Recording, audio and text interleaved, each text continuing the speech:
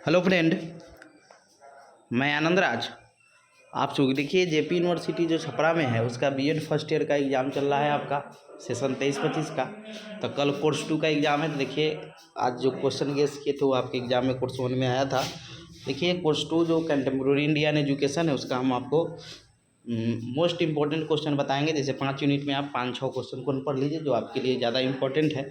और देखिए अभी तक जो नोट्स नहीं लिए हैं इस नंबर पर व्हाट्सएप करके ले सकते हैं 9576002401 पर 9576002401 पर ले सकते हैं। व्हाट्सएप कीजिएगा, कुछ पेमेंट करके आपको नोट्स प्रोवाइड करवा दिया जाएगा। चलिए देखिए यूनिट 1 में देखिए शिक्षा से रिलेटेड आपका क्वेश्चन आता ही आता है। तो शिक्षा के बारे में पढ़ लीजिएगा तो आपका यूनिट 1 में आपका काम खत्म हो जाएगा। शिक्षा से क्वेश्चन आपके एग्जाम में आएगा ही आएगा, समझे। जैसे शिक्षा से आप क्या समझते हैं, उसका अर्थ, परिभाषा, और 3 तरह से शिक्षा हम दे सकते हैं बच्चों को।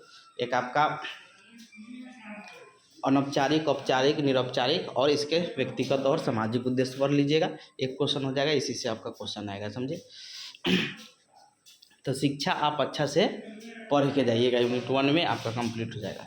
चलिए देखिए यूनिट 2 जो है आपका, इसमें जो क्वेश्चन आता है, देखिए इसमें क्वेश्चन जो आएगा कि समानता या धर्मनिरपेक्षता या सामाजिक न्याय के संदर्भ में क्या क्या प्रावधान मतलब संविधान में किया गया है, समझे। तो इसका वीडियो भी डाले हुए हैं। और इसमें एक और क्वेश्चन माध्यमिक शिक्षा आयोग देख लीजिएगा, समझे। और दूसरा बात है कि मान लीजिए कोई क्वेश्चन का आंसर आपको पता नहीं है, समझे, तो देखिए उसको छोड़िएगा नहीं। आपको 5 क्वेश्चन लिख के आना है तो 5 क्वेश्चन लिख के आइएगा, कैसे भी, समझे।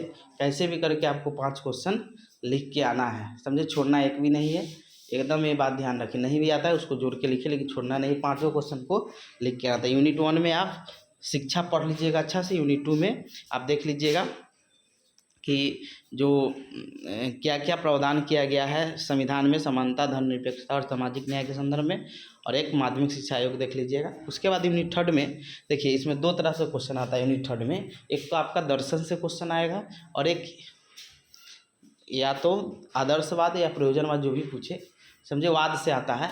तो देखिए दर्शन अच्छा से पढ़ लीजिएगा, समझे। दर्शन से आपका क्वेश्चन रहेगा। और देखिए आदर्शवाद पूछे, प्रयोजनवाद पूछे, प्रकृतिवाद पूछे, सब में क्या है, उसके अनुसार शिक्षण विधि है, उसके अनुसार पाठ्यक्रम है, उनके अनुसार शिक्षा क्या कहा गया है, सबका में सेम फॉर्मेट वही है। उनके अनुसार पाठ्यक्रम कैसा होना चाहिए, शिक्षण विधि, शिक्षक, अनुशासन, स्कूल, समझे।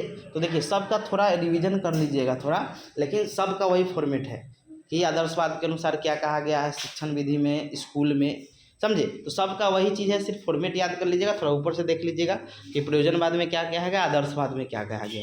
इसीलिए एक ही क्वेश्चन का बेसिक याद कर लीजिए, क्या क्या हमको डालना है क्वेश्चन में, और थोड़ा ऊपर से पढ़ के डाल सकते हैं, समझे। तो दर्शन पढ़ लीजिएगा और वाद पढ़ लीजिएगा, आदर्शवाद। इससे आपका क्वेश्चन एग्जाम में आदर्श याद, प्रयोजनवाद, उसका एक फॉर्मेट आप खाली याद रखिएगा, समझे।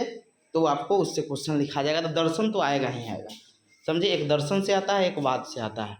तो कोई भी बात पूछे उसका फॉर्मेट जो भी है उसके अनुसार प्रस्तावना लिख दीजिए, फिर उसके अनुसार क्या कहा गया है शिक्षा के बारे में, फिर उसका शिक्षण विधि कैसा है, पाठ्यक्रम कैसा है, अनुशासन, स्कूल, शिक्षक, ये सब तो कर लीजिएगा। अब हम लोग आते हैं, ये हो गया आपका कोई भी बात पूछे उससे कोई मतलब नहीं है, समझे। प्रकृतिवाद पूछे, प्रयोजनवाद पूछे, आदर्शवाद पूछे, उसका फॉर्मेट याद रखिएगा।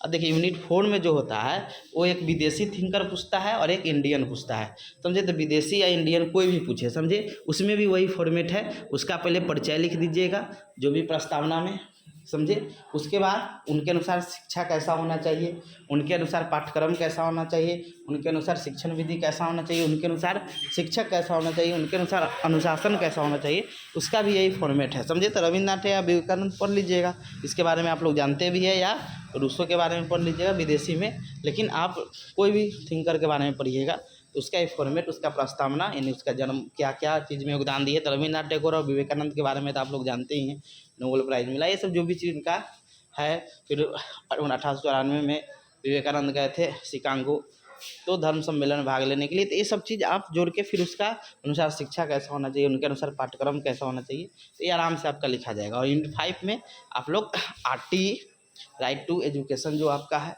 समझे। ये तो आपका रहेगा ही रहेगा। और शैक्षिक अवसरों की समानता देख लीजिएगा, इसी में से आपका क्वेश्चन आएगा। इतने क्वेश्चन को कर लीजिएगा तो आपका हो जाएगा। पहला यूनिट में शिक्षा अच्छा से पढ़ लेना है।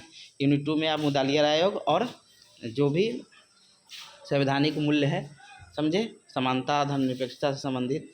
यूनिट 3 में एक वाद देख लीजिएगा, एक दर्शन देख लीजिएगा। फिर यूनिट 3 में हो गया। 4th में आप विदेशी इंडियन थिंकर के बारे में पढ़ लीजिएगा। और यूनिट 5 में आप शैक्षिक अवसरों की समानता या शिक्षा का अधिकार अधिनियम जो भी है उसके बारे में नोट्स लेना होगा तो 957600 2401 पर व्हाट्सएप करके नोट्स ले सकते हैं। Thank you.